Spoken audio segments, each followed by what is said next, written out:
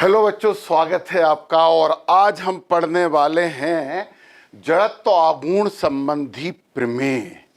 पहला प्रश्न यह है कि हम क्यों पढ़ने वाले हैं ये प्रमेय, इनकी जरूरत क्या है। तो देखिए, आपको पता है कि जड़त्व आघूर्ण I is equal to mr² होता है।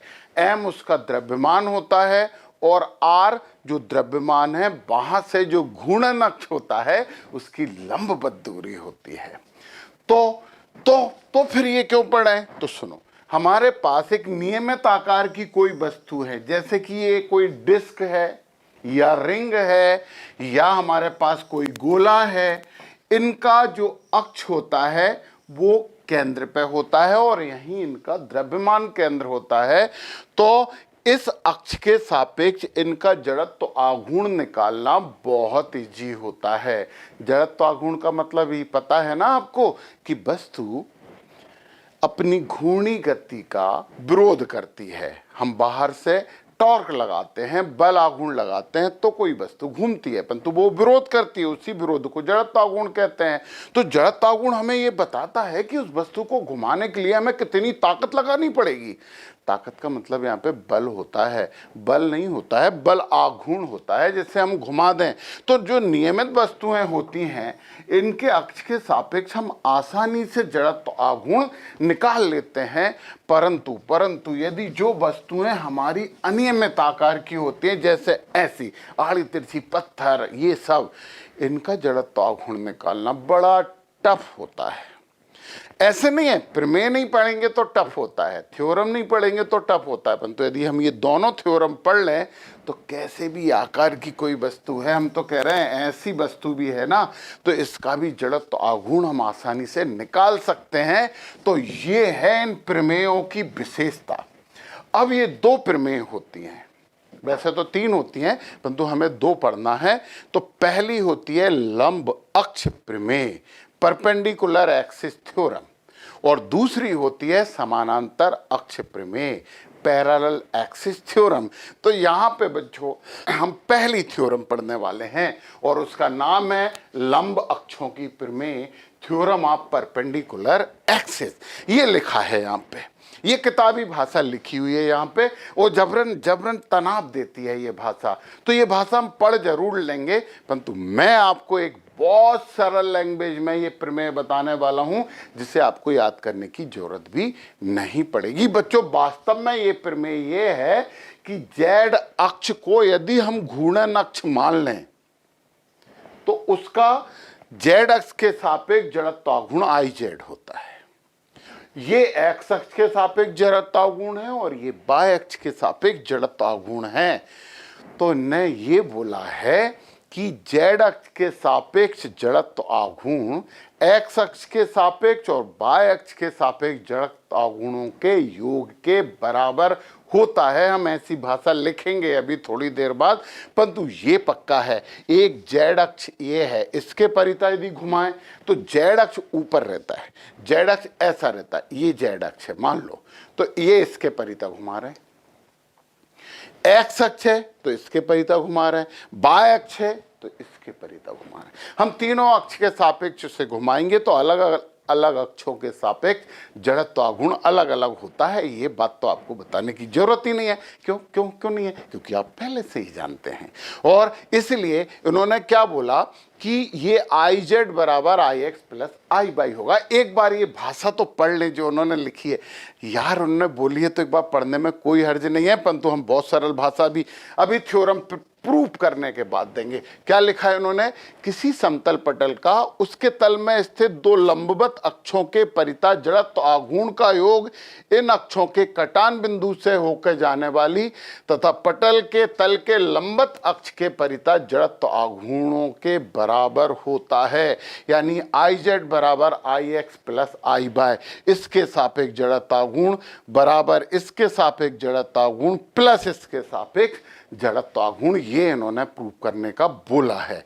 तो एक बात तो ध्यान रखना पड़ेगा कि जो लंब अक्ष, अच्छा एक बात तो तुम्हें ये पहले से ही पता है कि तीनों अक्ष एक दूसरे के लंबवत होते हैं, एक्स वाई जेड। हाँ भैया, ये जो अक्षीय सिस्टम होता है, एक्सिस सिस्टम होता है, वो तीनों एक्स वाई और जेड तीनों अक्ष एक दूसरे के लंबवत होते हैं। तो यहाँ पे कौन से लंबवत की बात कर रहे हैं? ये वस्तु के लंबवत की बात कर रहे हैं। वस्तु मतलब पटल बोल सकते हैं। ये आड़ी तिरछी वस्तु यहाँ पे बनी हुई है, तो एक अक्ष ये है, एक अक्ष ये है और एक अक्ष ये है। तो हम सबसे पहले बोल दें कि जो जेड अक्ष है ना, जेड अक्ष के सापेक्ष जड़त्व आघूर्ण कितना होगा? ये तो पता ही है आपको, जड़त्व आघूर्ण। जेड अक्ष के सापेक्ष जो जड़त्व आघूर्ण है वो हमारे पास है आई जेड। आपको कैमरे में दिख रहा है ना, ये आई जेड लिखा हुआ, बिल्कुल सही बात। ऐसे ही एक्स अक्ष के सापेक्ष जो जड़त्व आघूर्ण होगा वो आई एक्स होगा, और ऐसे ही वाई अक्ष के सापेक्ष जो जड़त्व आघूर्ण होगा वो आई वाई होगा। हमें प्रूफ तो ये करना है। आपको पता है कि कोई भी वस्तु बनती है तो बहुत से कणों से मिलकर बनती है। हर कणों का द्रव्यमान अपना होता है, क्योंकि कण की परिभाषा ये है कि कण है क्या? एक छोटा से छोटा पार्टिकल होता है, छोटी चीज होती है जिसके पास द्रव्यमान होता है, कम होता है पर उसके पास द्रव्यमान होता है। आकार उसका नेग्लिजिबल होता है, नगण्य होता है, परंतु द्रव्यमान तो होता है। तो हम यहाँ पे माने, हम इसे प्रूव कर रहे हैं, हम इसे प्रूव कर रहे हैं। बहुत सरल है। फिर हम लैंग्वेज की बात भी करेंगे। माना कोई पटल, पटल मतलब ये आड़ी तिरछी वस्तु, पटल M1 M2 M3 और ऐसे करके Mn n कणों से मिलकर बना है, जिनके द्रव्यमान हमने लिख दिया, n कणों से मिलकर बना है। तो कणों की विशेषता क्या है? कणों की विशेषता तो उसका द्रव्यमान ही है, बना है। चलिए माना इस यहां पे हमने कोई एक बिंदु ले लिया P। माना P पर उसका I बा द्रव्यमान है। आई मान लो, N मान लो, F मान लो, कुछ भी मान लो, I बा द्रव्यमान है। मतलब यहां पे उसका I बा द्रव्यमान रखा है। चलो ठीक है, रखा है। तो पता है इस P के जो कोऑर्डिनेट है, यहां जगह नहीं है तो हम लिख देते हैं XI और YI। ये XI और YI होता है। चलो, कोऑर्डिनेट का मतलब भी तो मालूम है, निर्देशांकों का मतलब भी तो आप जानते हैं ना, कि निर्देशांक का मतलब होता है क्रमशः x अक्ष और y अक्ष से दूरी। तो बच्चों मान लेते हैं कि केंद्र से ये दूरी r है, केंद्र से दूरी r है, और यहां से अपन इस पे एक परपेंडिकुलर ड्रा कर दें। ये एक परपेंडिकुलर हमने ड्रा कर दिया, ये वाली जो दूरी है ना वो xi होगी, और यहां पे एक परपेंडिकुलर ड्रा कर दिया, ये वाली दूरी बाय आई होगी। यस, बाय से है ना, बाय ये वाली दूरी, सॉरी, समझो, गड़बड़ कर दी थी। यहां से यहां तक की दूरी होगी आपकी बाय आई। तो ये भी बाय आई होगा, ये दोनों समानांतर हैं, और ये भी XI होगा। ये बात यदि आपको समझ गई, ये वाली दूरी XI है तो ये भी होगी, क्योंकि ये समानांतर चतुर्भुज दिख रहा है, और ये वाली दूरी बाई आई है तो ये भी दूरी बाई आई होगी। पर बच्चों एक बहुत इंपॉर्टेंट बात देखो, इस कण P की बाय से लंबवत दूरी XI आ रही है, तो बाय अक्ष का जब जड़त्व आघूर्ण निकालेंगे तो दूरी R की जगह XI आएगा। और X से देखो, X अक्ष से इस कण की लंबवत दूरी बाई आई है, तो X का जड़त्व आघूर्ण निकालेंगे तो बाई आई दूरी में लेना पड़ेगा। अधिकतर बच्चे ये गलती कर देते हैं, वो कहते हैं यार X अक्ष का निकालना तो XI ले। नहीं, देखो तो लंबवत दूरी लेते हैं ना, बाय अक्ष से लंबवत दूरी XI हो गई और X अक्ष से लंबवत दूरी बाई आई हो गई। समझे ये बात? अच्छा, कण है M और ये R किसकी दूरी है? Z अक्ष से दूरी हो गई। तो Z अक्ष से दूरी P की जो Z अक्ष है ना, Z अक्ष से लंबवत दूरी कितनी है भाई? दूरी R है। तो पता है IZ बराबर क्या होगा? IZ बराबर हो जाएगा समेसन M, तो इसका द्रव्यमान है, और R square. Summation m r square क्यों लिखा यार? पूरा निकालना ना, एक कण के लिए यदि हम निकालेंगे ना, एक कण के लिए निकालेंगे तो आई जेड बराबर ऐसे करके लिखना पड़ेगा, डी आई जेड बराबर एम आर स्क्वायर। परंतु हमें तो पूरे कणों के कारण निकालना। ये बॉडी एक ही कण से मिलकर बनी है क्या? ये बॉडी तो बहुत से कणों से मिलकर बनी होती है। तो जब हम आई जेड लिखते हैं ना, आई जेड लिखते हैं तो हम लिखते हैं m1 r1 square plus m2 r2 square plus mn, m कण है, rn स्क्वायर, और इसको ये लिख देते हैं। तो आई जेड बराबर हो जाएगा समेसन एम आर स्क्वायर। ये पूरी वस्तु का जड़त्व तो आघूर्ण है, और किसके सापेक्ष है? जेड अक्ष, यहाँ पे घूर्णन अक्ष है, ये समेसन एम आर स्क्वायर हो जाता है। और इसे इक्वेशन नंबर फर्स्ट बोल दो। बिल्कुल वैसे ही अब हम यहां पे समझाते हैं आई एक्स बराबर क्या होगा।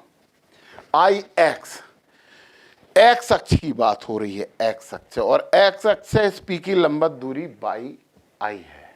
तो पता हमें ऐसे लिख सकते हैं, हम ये लिख सकते हैं समेसन एम बाई आई का स्क्वायर, एक्स में बाई आई, क्योंकि एक्स से ये दूरी बाई आई है, इसलिए हम summation m by i square लिख सकते हैं। तो बच्चों वही बात यहां पे भी होगी कि आई एक्स निकालना है, m1 by 1 square, m2 by 2 square, m3 by 3 square, सब जोड़ेंगे तो m बाई आई स्क्वायर हो जाएगा। बिल्कुल ऐसे ही ये इक्वेशन जो है हमारे पास, ये इक्वेशन अपन दूसरा मान लेते हैं, ये एक्स अक्ष के सापेक्ष है, एक्स अक्ष के सापेक्ष घूमेगी तो ऐसी घूमेगी ये वस्तु। ये बात आप समझ चुके हैं और आपको समझ में आती भी है। ओके, ऐसे यदि हम आई बाय निकालें, देखो बाय बाय ये वाला अक्ष है, यहां से इस बिंदु की दूरी कितनी है? एक्स आई, लंबवत दूरी है ये, बिल्कुल ठीक है। तो हम इसे क्या लिख सकते हैं? Summation m x i square. ये इक्वेशन नंबर 3 हो गया। ठीक है, अब आप देखो हमने क्या बोला था, ये इस पे लंब डाला है, ये लंब डाला है तो ये 90 का कोण हो गया।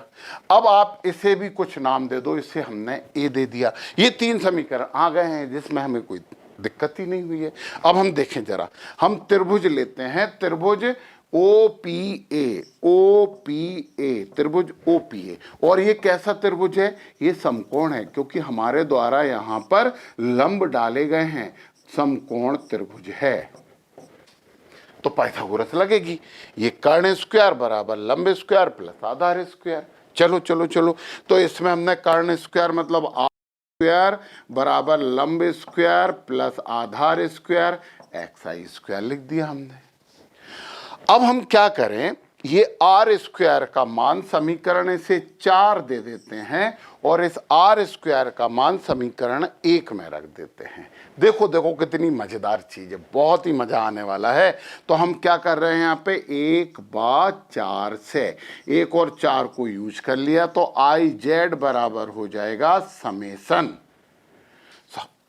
एम, और आर स्क्वायर की जगह हम क्या लिख देंगे, bye I square plus x i square, ये हमने लिखा।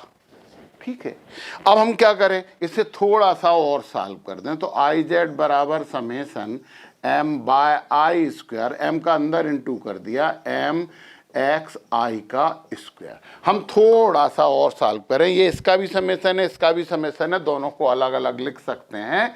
तो आई जेड बराबर हो जाएगा summation m by i square plus summation m x i square. इसे अलग लिख दिया, इसे अलग लिख दिया, अपना कुछ नहीं बिगड़ा।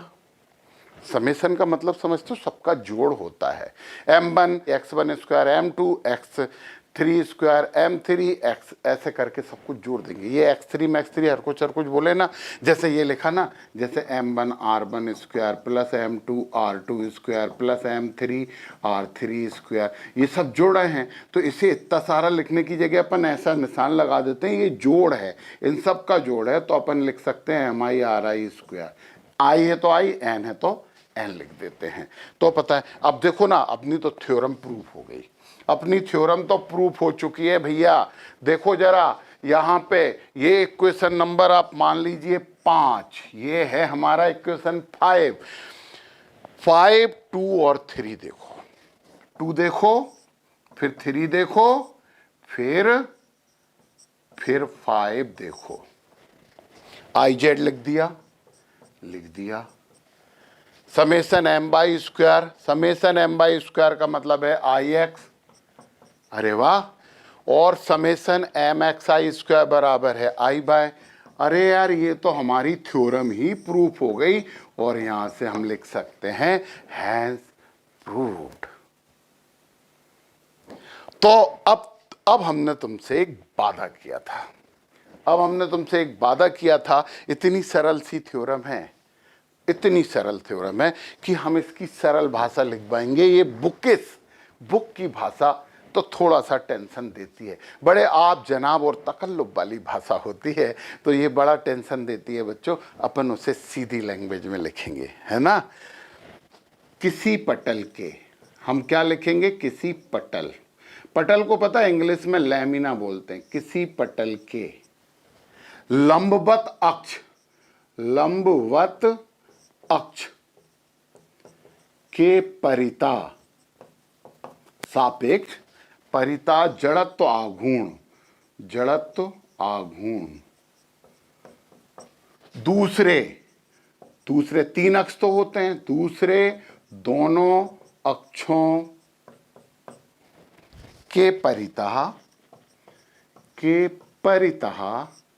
जड़त्व आघूर्णों के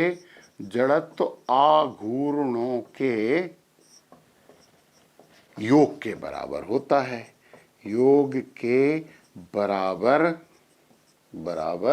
होता है।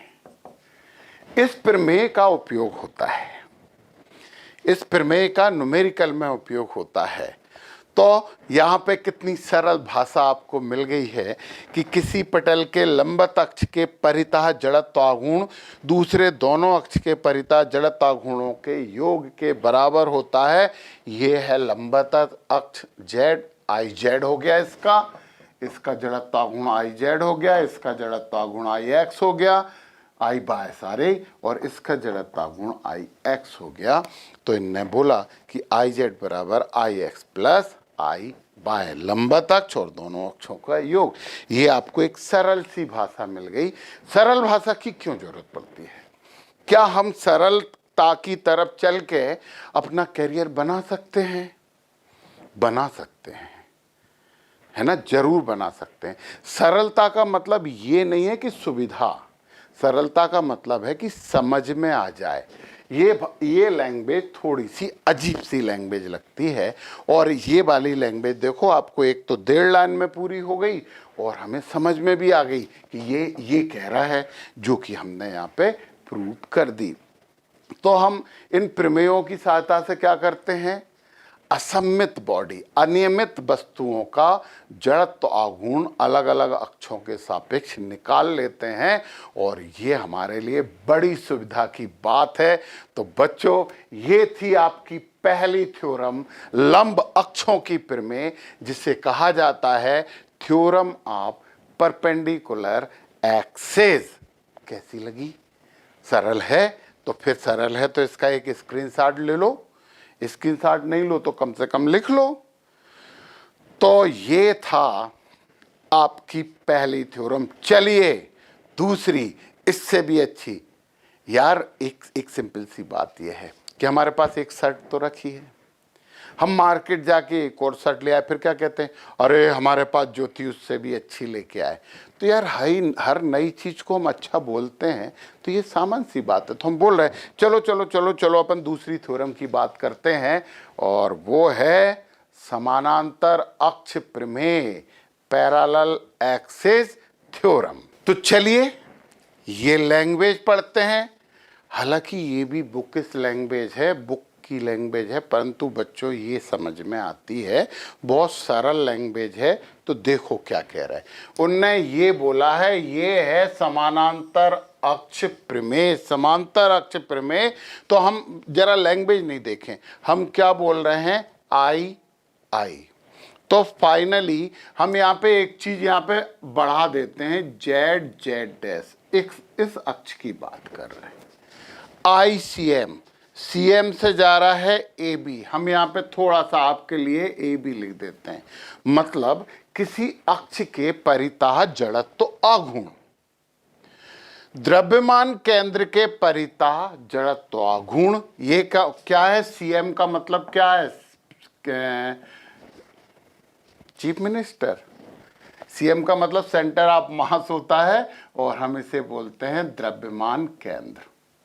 ए और बी द्रव्यमान केंद्र से जा रहा है, उसका जड़त्वाघूर्ण हो गया ए बी के सापेक्ष, और प्लस पूरी बॉडी का द्रव्यमान एम है। एम बराबर क्या है? एम है पटल यानी लैमिना का कुल द्रव्यमान,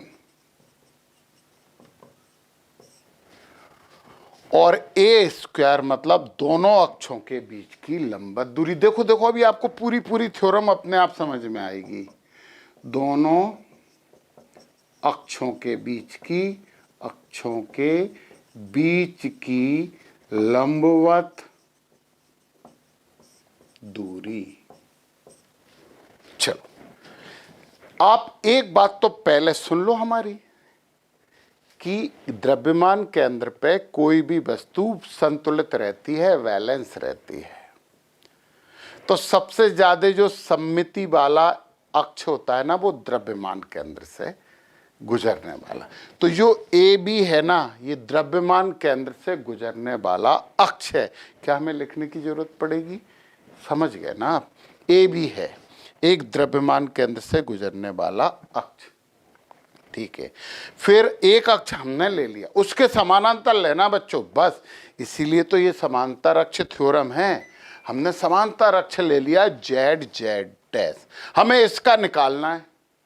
तो उनने कहा यार कि इसका जड़त्वाघूर्ण इसके जड़त्वाघूर्ण इसके सापेक्ष, इसके सापेक्ष जड़त्वाघूर्ण इसके सापेक्ष जड़त्वाघूर्ण प्लस पूरी वस्तु का द्रव्यमान, और यहां से यहां तक की इन दोनों के बीच की लंबवत दूरी के वर्ग के बराबर होता है। तो ये हमें सिद्ध करना है। तो यही है, सुनो, सुनिए। किसी लैमिना या पटल के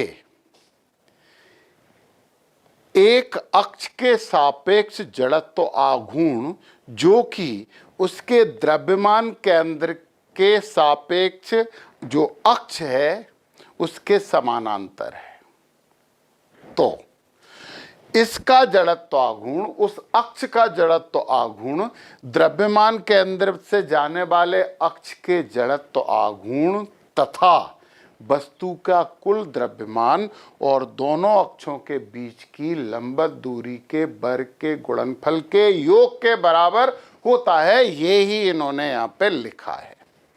तो कोई भी वस्तु माना, अब हम यहां पे क्या कर रहे हैं? प्रूफ। माना कोई वस्तु ये है ना वो वाली वस्तु M1 M2 M3 up to Mn द्रव्यमान वाले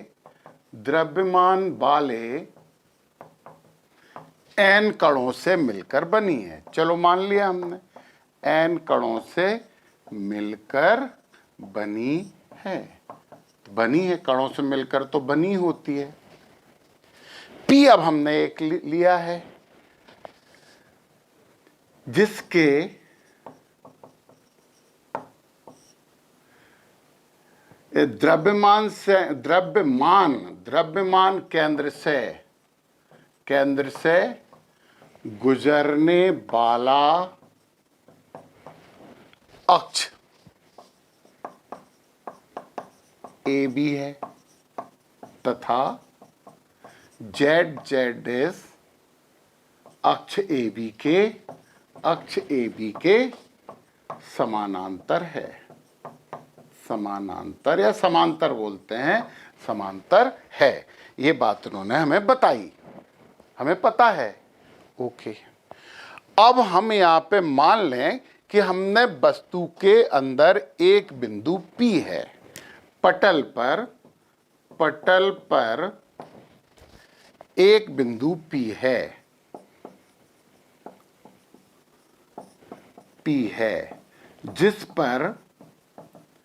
जिस पर पटल का I बार द्रव्यमान है, मान लेते हैं आई बार द्रव्यमान है तो मान लेते हैं आई बार द्रव्यमान है, हमने ये बात मान ली है। ठीक है, चलो तो सबसे पहले हम निकालते हैं ICM। ICM का मतलब वही AB से जाने वाला, बराबर क्या होगा, इसके लंबवत दूरी और ये द्रव्यमान। तो क्या हो जाएगा, ICM बराबर MI और उनके बीच की दूरी कितनी है, R²। तो ये तो केवल एक कण का निकला, हमें तो पूरी वस्तु का निकालना है। तो हम यहाँ पे क्या लगा देते हैं, समेसन लगा देते हैं। I बराबर 1 से हम क्या बोल देते हैं, N तक, सबको जोड़ देंगे। वही पहले भी बताया था ना यार, M1R1² M2R2² प्लस M3R3²। इसे भी आप RI बोल दो, क्योंकि ये वाली दूरी भी हम RI ही मान लेते हैं, क्योंकि R के नीचे कुछ नहीं लगेगा तो सबकी दूरियां बराबर हो जाएंगी, बड़ी गलती हो जाएगी। और पता, गलती वो बर्दाश्त नहीं करता कौन, एक तो फिजिक्स का कॉन्सेप्ट, दूसरा वो आपका टीचर, दोनों काट देते हैं, और तीसरा आपका आंसर, क्योंकि आप गलती करते हो तो आंसर तो गलत हो ही जाएगा। तो अपन ने उसे आई मान लिया, ये ICM आ गया, इससे अपन इक्वेशन नंबर फर्स्ट बोल देते हैं। और ये वाली बात जो हमने यहाँ लिखी है, इस बात को अपन मिटा लेते हैं। चलो ठीक है, अब हम ये इक्वेशन नंबर तो फर्स्ट हो गया। अब हम निकालें ZZ', IZZ' निकाल रहे हैं, IZZ'।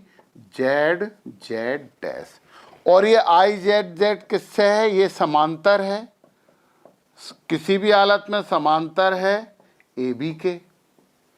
और AB क्या है, AB तो द्रव्यमान केंद्र से जाने वाला अक्ष है ना, जिस पे वस्तु संतुलित रहती है, पूरा सममिति वाला अक्ष होता है ये। तो IZZ, सामने देखो, सामने देखो, यहां से पूरी दूरी देखो, यहां से यहां तक दूरी A प्लस RI, पूरी दूरी A प्लस RI स्क्वायर करना पड़ता है, और द्रव्यमान कितना है, MI। तो ये हो जाएगा MI into A plus RI का होल स्क्वायर। ये तो एक कण का निकला है ना, अपन ने तो पूरे n कणों का निकालना है, और जब n कणों का निकालना है तो समेसन लगा दो, I बराबर 1 से n। अब देखो, आप ये A प्लस RI का होल स्क्वायर है बच्चों, तो A plus b whole square का फार्मूला लगा दो, A² plus B² plus 2AB। A कितना है, A ही है, B कितना है, RI। चलो अपन करते हैं, यहाँ पे IZZ' तो हम लिख ही देते हैं, और यहाँ पे समेसन I बराबर 1 से N भी लिख देते हैं, यहाँ पे MI भी लिख देते हैं, A plus b whole square का फार्मूला लगा देते हैं। तो ये हो जाएगा A² plus RI² plus 2ARI, ये हो गया। MI का सब में अलग अलग गुणा कर दो, सिंपल गणित कर रहे हैं बच्चों। IZZ' बराबर हो जाएगा, समेसन का साइन तो अपनी मजबूरी है लगाना, क्योंकि किसी भी वस्तु का जड़त्व आघूर्ण निकालना होता है तो पूरे अलग अलग कणों के जड़त्व आघूर्णों के योग के बराबर होता है। ये योग है जिसे अंग्रेज लोग समेसन कहते हैं। तो I बराबर 1 से N हो गया है। चलिए, MI का अंदर इंटू कर दिया, लो ब्रैकेट भी तो लगाना पड़ेगा, MI A² plus MI A² plus MI RI², MI RI² plus 2ARI MI। थोड़ा सा आगे पीछे लिखा गया तो भूल चूक क्षमा करो। पुराने ज़माने में पत्र लिखते थे तो कहते थे कि गलतियों की क्षमा करें, वैसे गलती बर्दाश्त नहीं करती फिजिक्स और आपके टीचर और आंसर और कैरियर, ये सब गलती बर्दाश्त नहीं करते, तो गलती नहीं करना चाहिए। ओके, IZZ बराबर, सबको अलग अलग समेसन में लिख सकते हैं हम। समेसन I बराबर 1 से N MI A² plus summation I बराबर 1 से n m i r i का स्क्वायर प्लस समेसन I बराबर 1 से n 2a are I am I. Okay, ये हमारे पास 3 चीज आ गई। ओके, ठीक है बच्चों, देख लेते हैं ये वाली चीज कहीं लिखी है, ये लिखी। हम सबसे पहले ये इस तरफ लिख दे रहे हैं, तो हम यहाँ पे लिख दे रहे हैं आई जेड जेड डैश बराबर, इसकी जगह पे हम क्या लिख सकते हैं, ICM लो चीफ मिनिस्टर, वही AB, CM का मतलब AB है, यस आप समझ रहे हो। ओके, इसकी जगह ये लिख दिया। अब A, इन दोनों के बीच की दूरी तो कभी परिवर्तित नहीं होती है, तो अपन A स्क्वायर बाहर ले लें। A स्क्वायर बाहर, अच्छा प्लस लगेगा ना, ये प्लस है तो प्लस, फिर वही गलती, फिर 3 लोगों को कष्ट कैरियर के साथ, A स्क्वायर और समेसन हो जाएगा MI। ठीक है भैया, और I बराबर 1 से क्या हो जाएगा N। और अब काम की बात सुनो, 2a को यहाँ पे भी बाहर ले लो, 2a, ये समेसन I बराबर 1 से n, और इससे अपन MI RI लिख देते हैं। ओके बच्चों, अब अपनी अंतिम स्टेप, और बहुत काम की चीजें आपको पता लगने वाली हैं। CM प्लस समेसन MI, यानी कि पूरे द्रव्यमानों का योग, पटल का कुल द्रव्यमान M बोला था, तो ये हो जाएगा A square M plus MI RI क्या है। MI RI कुछ समझाने की जगह मिल रही है, अपन यहाँ पे समझते हैं। MI RI मतलब आघूर्ण है, बल आघूर्ण है,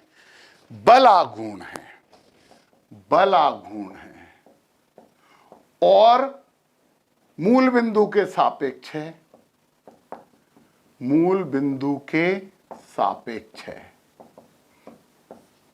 और ये तो हमने कुछ समय पहले पिछले वीडियो में पढ़ा है कि मूल बिंदु के सापेक्ष बल आघूर्ण हमेशा शून्य होता है।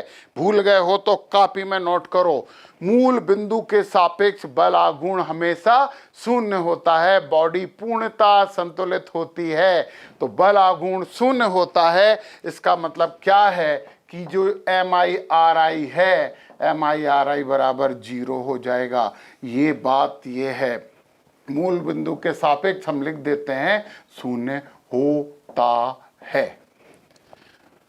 लिखने वाली बात है, याद रखने वाली बात है, हमेशा समझने वाली बात है कि मूल बिंदु के सापेक्ष जो बल आघूर्ण होता है वो सदैव शून्य होता है, और M और R दूरी और द्रव्यमान के गुणनफल को हम कहते हैं बल आघूर्ण। और ये बल आघूर्ण यदि मूल बिंदु के सापेक्ष है तो ये शून्य होता है। तो बच्चों, ये वाली चीज शून्य हो गई, शून्य का इसमें गुणा करेंगे, 2a गुणा शून्य तो शून्य हो जाएगा। तो ये हमारे पास क्या आ गया, इसको अपन यहाँ लिख दें, इसको अपन यहाँ लिख रहे हैं IZZ is equal to ICM, और इसे MA स्क्वायर लिख दें, प्लस पहले M लिख दिया, बाद में A स्क्वायर लिख दिया, और यहाँ पे हम लिखेंगे हैंस प्रूव्ड। ये सिद्ध हुआ, और इसको बहुत उपयोग में लाना पड़ता है बच्चों, बहुत ज्यादा इसका उपयोग आपको करना ही पड़ता है। कई ऐसे न्यूमेरिकल आंकिक प्रश्न हैं जिसमें समानांतर अक्ष प्रमेय का उपयोग होता है। तो किसी अक्ष के परिता जड़त्व आघूर्ण जो कि द्रव्यमान केंद्र से जाने वाले अक्ष के समानांतर है। हमने क्या बोला, किसी अक्ष के परिता जड़त्व आघूर्ण जो कि द्रव्यमान केंद्र से जाने वाले अक्ष के समांतर है, वो द्रव्यमान केंद्र से जाने वाले अक्ष के जड़त्व आघूर्ण और वस्तु के द्रव्यमान और दोनों अक्षों के बीच की लंबवत दूरी के वर्ग के गुणनफल के योग के बराबर होता है। यस, हमें समझ में आती है ये बात। और ये कुछ इस तरह से ये आपकी थी समांतर अक्ष प्रमेय। और एक बात आपको बताना बहुत जरूरी समझता हूं, जहां जहां एनसीईआरटी सिलेबस चलता है, जहां जहां आपका भी चलता है, पूरे हिंदुस्तान में चलता है, दुबई में चलता है, संयुक्त अरब अमीरात में भी हमारी एनसीईआरटी की बुक चलती है। किसी भी स्कूल में, वो स्कूल एक कोने में हो या फिर बिल्कुल मेन जगह पे हो, समांतर अक्ष प्रमेय और लंबवत अक्ष प्रमेय दोनों में से एक प्रमेय आती है तो आती है। ये पत्थर की लकीर है, आएगी ही, किसी भी हालत में आएगी ही, इसे कोई रोक नहीं सकता। तो फिर वो उसके जोकर वाली जो इंग्लिश की पिक्चर थी ना, तो उसका सेंटेंस है, कोई रोक सके तो रोके, कोई नहीं रोकेगा, दोनों में से एक प्रमेय जरूर आएगी। समांतर अक्ष प्रमेय पर आधारित एक सिंपल सा न्यूमेरिकल हम करते हैं। हमारे पास एक रॉड है, इसकी पूरी लंबाई L है और जो कुल द्रव्यमान है ना, वो द्रव्यमान कैपिटल M है। ये इसका सेंटर ऑफ मास होगा Cm, और यहां का ये अक्ष हो गया Cm से जाने वाला AB। AB क्या है? AB है Cm से जाने वाला अक्ष, AB है। और इसका उन्होंने दिया है, इसका IAB जो कि कहां से जा रहा है? Cm से जा रहा है। हम पहले Cm लिख दें फिर AB लिख दें। ICM AB बराबर उन्होंने दिया है, वैसे हम इसे प्रूव भी करेंगे, ml²/12। तो उनने कहा कि ये जो है, ये है आपका Z डैश। तो उन्होंने बोला कि IZ डैश बराबर कितना, ये उनने पूछा है। और जब उनने पूछा है तो हमें उन्हें बताना पड़ेगा, क्योंकि वो जब भी पूछते हैं उनका हमें आंसर देना होता है, तभी हमारा भविष्य गति पकड़ता है। यार वो चीज तो हमें याद आ गई, IZ डैश बराबर ICM प्लस M और इनके बीच की दूरी A²। ये तो है आपकी समांतर अक्ष प्रमेय। तो पूरी दूरी तो L है, तो यहां से यहां तक की दूरी हो जाएगी L/2। और ICM दिया है, तो अब हम निकाल रहे हैं यहाँ पे IZ डैश बराबर ICM अभी हम लिख देंगे प्लस पूरी रॉड का द्रव्यमान कितना दिया है? कैपिटल M, प्लस ये हो गया कैपिटल M। और दोनों अक्षों की लंबवत दूरी कितनी है? L/2 का होल स्क्वायर। ICM दिया है ml²/12, अपन निकाल भी लेंगे अभी थोड़ी देर बाद। तो IZ डैश बराबर क्या होगा? IZ डैश ये हो जाएगा ml²/12 प्लस, सॉल्व करो तो ये हो जाएगा ml²/4। चलो IZ डैश बराबर 12, तो लघुत्तम आ गया, ये हो जाएगा ml², 4 तिया 12, 3ml²। तो पता है ये बराबर कितना आ गया? 4ml²/12, 4 तिया 12। तो IZ डैश बराबर हो जाएगा 1/3ml²। ये उपयोग था समांतर अक्ष प्रमेय का अनुप्रयोग, एक सिंपल सा न्यूमेरिकल। देखो कितनी सुविधा मिल जाती है हमें समांतर अक्ष प्रमेय से। तो ये हमारा एक न्यूमेरिकल था।